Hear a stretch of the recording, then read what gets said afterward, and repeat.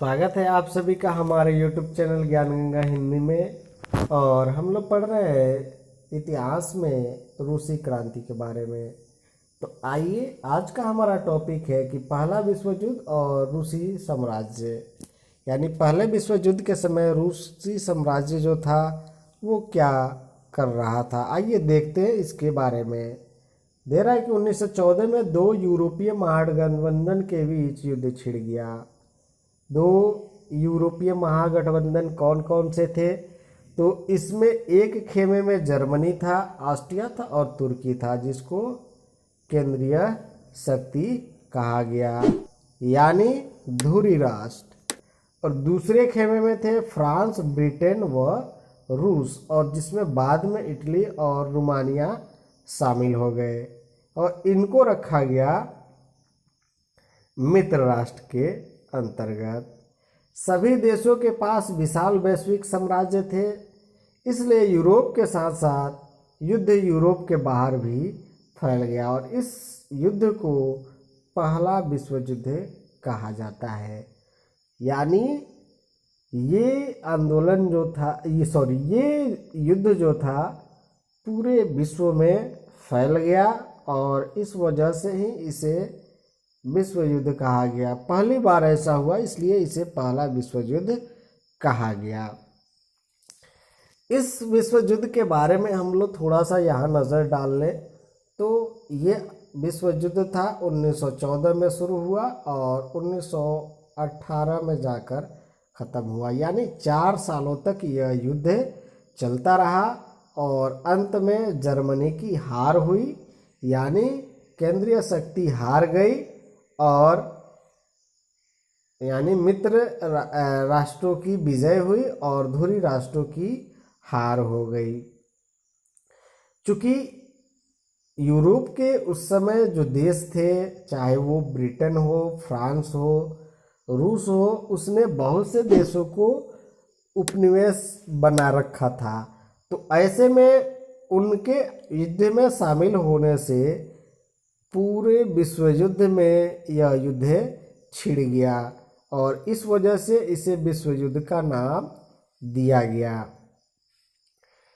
भारत में भी इस युद्ध का प्रभाव देखने को मिला, क्योंकि चूंकि उस समय भारत जो था ब्रिटेन साम्राज्य के अधीन था, तो भारत भी ब्रिटेन साम्राज्य के साथ इस युद्ध में शामिल हुआ था। आइए अब हम लोग रूस के बारे में देखते हैं। दे रहा है कि इस युद्ध को शुरू में रूसियों का काफी समर्थन मिला, यानी रूस के लोगों ने इस युद्ध में बढ़ चढ़ कर के हिस्सा लिया। जनता ने जार का साथ दिया, लेकिन जैसे ही युद्ध लंबा खिंचता गया, जार ने ड्यूमा में मौजूद पार्टियों से सलाह लेना छोड़ दिया। यानी शुरू में लोगों को ये अनुमान नहीं था कि ये आंदोलन इतने ज़्यादा दिनों तक ये युद्ध जो है ज़्यादा दिनों तक चलने वाला है। और ऐसे में लोगों ने जार का मदद किया, लेकिन लेकिन युद्ध जो है ज़्यादा दिनों तक बढ़ते गया। तो ऐसी स्थिति में लोगों ने रूसी शासन का समर्थन करना बंद कर दिया और जार ने भी ड्यूमा जो था, प्रतिनिधियों की सभा थी, उससे सलाह लेना छोड़ करके स्वयं निर्णय करना शुरू कर दिया। उसके प्रति जन समर्थन कम होने लगा। जर्मन विरोधी भावनाएं दिनों दिन बलवती होने लगी।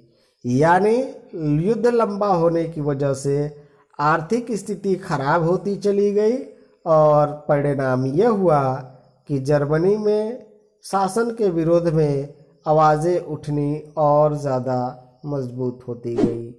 जर्मन विरोधी भावनाओं के कारण ही लोगों ने सेंट पीटर्सबर्ग का नाम बदलकर पेट्रोग्राद कर दिया, क्योंकि सेंट पीटर्सबर्ग जर्मन नाम था। अब रूस के लोग थे चूँकि, और रूस जो था अलग गुट में था और जर्मनी जो था अलग गुट में था। तो जर्मनी के विरोध की भावना को लेकर के सेंट पीटर्सबर्ग जो जर्मनी का नाम था उसको लोगों ने क्या किया, बदल दिया और बदल करके उसको पेट्रोग्राद कर दिया। जरीना जो जार की पत्नी थी यानी महारानी अलेक्जेंड्रा ने जर्मन मूल का नाम होना और उनके घटिया सलाहकारों खास तौर से रास्पुटिन नामक एक सन्यासी ने जार शाही को और अलोकप्रिय बना दिया। यहाँ दे रहा है कि जार की पत्नी का जो नाम था उसका ओरिजिनल नाम, मूल नाम जो था वो अलेक्जेंड्रा था और अलेक्जेंड्रा जो नाम था वो जर्मन नाम था।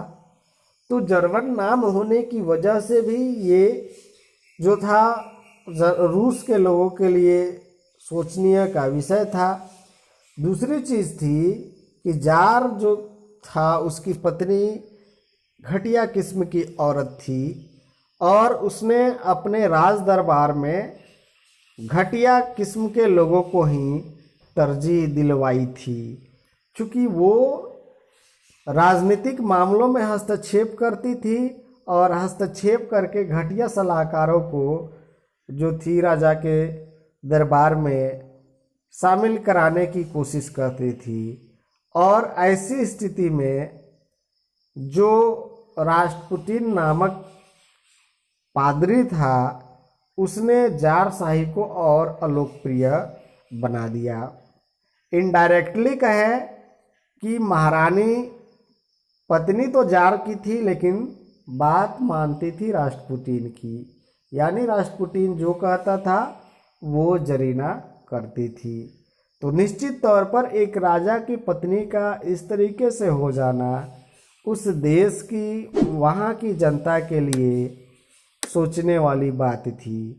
और जब राजा आंदोलन में चला गया तब तो इन लोगों ने राज दरबार को एक तरीके से कहा जाए कि उसकी प्रतिष्ठा मिट्टी में मिला दी, जरीना और रास्पुटिन ने मिलकर।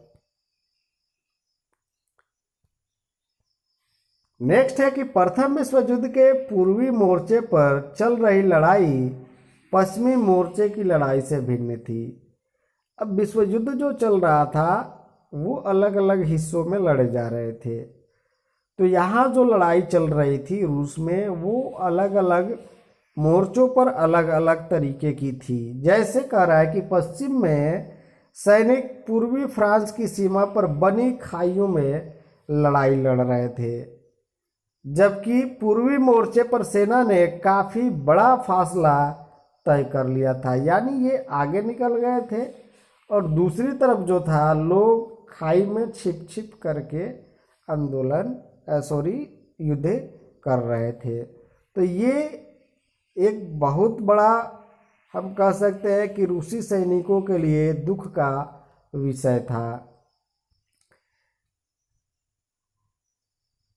इस मोर्चे पर बहुत सारे सैनिक मौत के मुंह में जा चुके थे। सेना की पराजय ने रूसियों का मनोबल तोड़ दिया, यानी सेना जो थी वो बड़ी संख्या में मर रही थी, लेकिन रूस के जो जार शाही थी वो इस बात को मानने के लिए तैयार नहीं थी कि रूसी लोग कहीं से भी कमज़ोर पड़ रहे हैं और वे अपने सैनिकों को जान गंवाने के लिए ही कहा जाए, क्योंकि व्यवस्थाएं जो थी वो रूसियों के अनुरूप न थी, रूसी सैनिकों के अनुरूप न थी। तो ये रूसी सैनिक जो थे या रूसी लोग थे उन लोगों का मनोबल तोड़े जा रहा था। 1914 से 16 के बीच जर्मन और ऑस्ट्रिया में रूसी सेनाओं की भारी पराजय झेलनी पड़ी, यानी रूस को जर्मनी और ऑस्ट्रिया से हार का सामना करना पड़ा। 1917 में तक 70 लाख लोग मारे जा चुके थे, यानी आप अनुमान लगा सकते हैं कि किस तरीके के नुकसान हो रहे थे प्रथम विश्व युद्ध के समय रूस को। आगे कह रहा है कि पीछे हटती रूसी सेनाओं ने रास्ते में पड़ने वाली फसलों और इमारतों को भी नष्ट कर डाला ताकि दुश्मन की सेना वहां टिक न सके। यानी घर रहेगा या फसल रहेगी तो उसको वे खाएंगे और आराम से रहेंगे।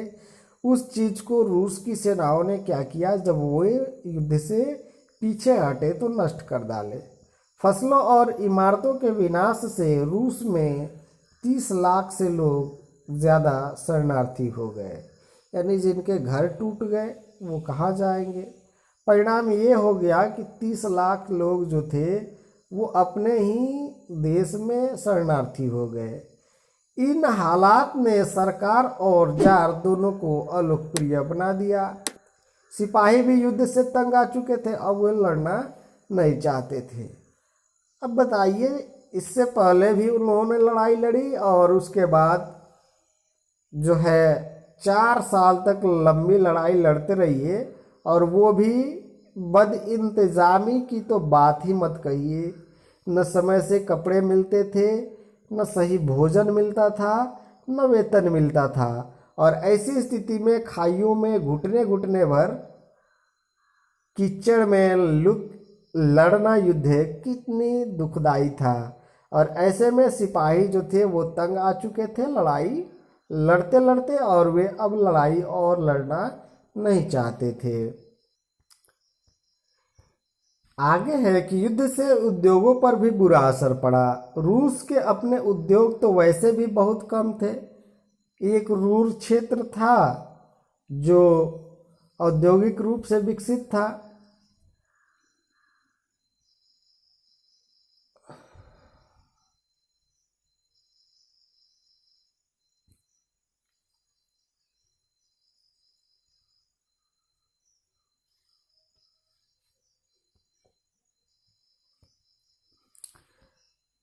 युद्ध से उद्योग पर भी बुरा असर पड़ा। रूस के अपने उद्योग तो वैसे भी बहुत कम थे, अब तो बाहर से मिलने वाली आपूर्ति भी बंद हो गई, क्योंकि बाल्टिक समुद्र के जिस रास्ते से विदेशी औद्योगिक सामान आते थे उस पर जर्मनी का कब्जा हो चुका था। यूरोप के बाकी देशों के मुकाबले रूस के औद्योगिकरण उपकरण ज़्यादा तेजी से बेकार होने लगे। 1916 तक रेलवे लाइन टूटने लगी। अच्छी सेहत वाले मर्दों को युद्ध में झोंक दिया गया। देश भर में मजदूरों की कमी पड़ने लगी और जरूरी सामान बनाने वाली छोटी वर्कशॉप ठप होने लगी। ज़्यादातर अनाज सैनिकों का पेट भरने के लिए मोर्चों पर भेजा जाने लगा। शहर में लोगों के लिए रोटी और आटे की किल्लत पैदा हो गई। 1916 की सर्दियों में रोटी की दुकानों पर अक्सर दंगे होने लगे। अब हुआ क्या कि इस युद्ध से उद्योग पर भी बुरा असर पड़ा, क्योंकि उद्योग जो थे वो बंद होने लगे। कारण ये था कि एक तो पूंजी का अभाव हो गया, दूसरे में मजदूरों की कमी होने लगी। तीसरी चीजें थी कि जो बाहर की वस्तुएं आती थी वो भी अब आनी बंद हो गई, क्योंकि बाल्टिक समुद्र जो था जिसके द्वारा यहाँ इसी रास्ते से व्यापार होता था, अब वो रास्ता जो था वो जर्मनी के कब्जे में चला गया। और दूसरी ओर जो यहाँ के औद्योगिक उपकरण थे वो भी खराब जल्दी जल्दी होने लगे। जैसे रेलवे लाइन टूट गई। जितने अच्छे अच्छे सेहत के वाले मर्द थे जिनकी शारीरिक स्थिति ठीक थी, उन लोगों को युद्ध के लिए भेज दिया गया। परिणाम ये हुआ कि मजदूरों की कमी हो गई और छोटी छोटी जो दुकानें थी, वर्कशॉप थी, वो बंद हो गई। अनाज जो था वो सैनिकों के पेट भरने के लिए भेज दिया गया। परिणाम ये हुआ कि शहर में रहने वाले लोगों के लिए आटे और रोटी की किल्लत हो गई और दुकानों पर अक्सर भीड़ लगने लगी, और भीड़ ज़्यादा होने पर तो दंगे होने की स्थिति आम बात है। लोग जो थे एक दूसरे का खून कर। तो आज के वीडियो में बस इतना ही। मिलते हैं अगले वीडियो में, तब तक पढ़ते रहिए, सीखते रहिए। देखते रहिए। धन्यवाद।